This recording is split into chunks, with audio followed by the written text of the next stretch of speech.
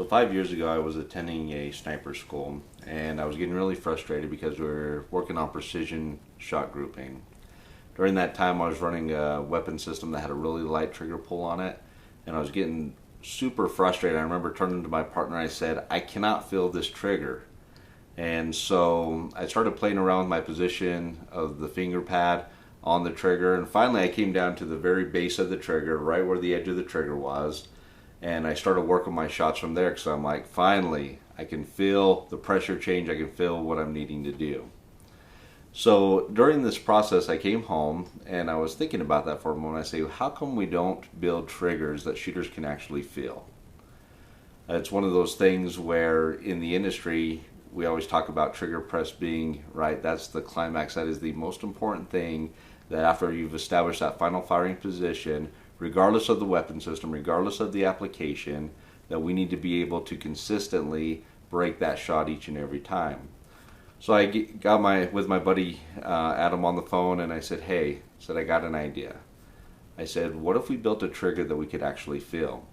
So we took the concept a little bit further, and we started looking at, okay, what else does a shooter actually need? Well, we need consistency in breaking the shot.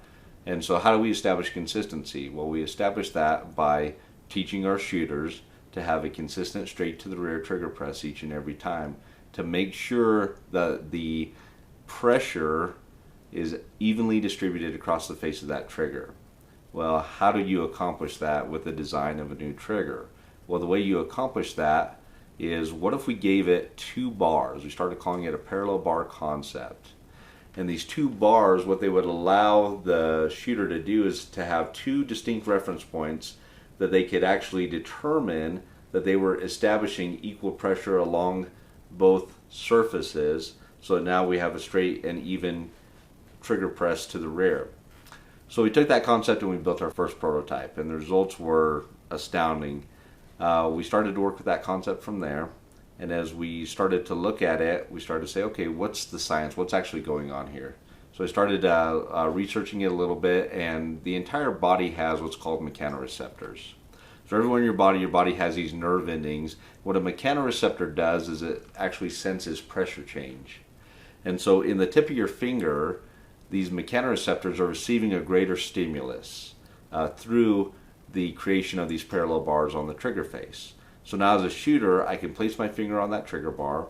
Not only do I have a surface area where I can establish that there's equal pressure along the face of the trigger, but because the surface area is now decreased, I also have a greater sensation, and so I can feel the pressure change more finitely, and that just leads to greater consistency downrange.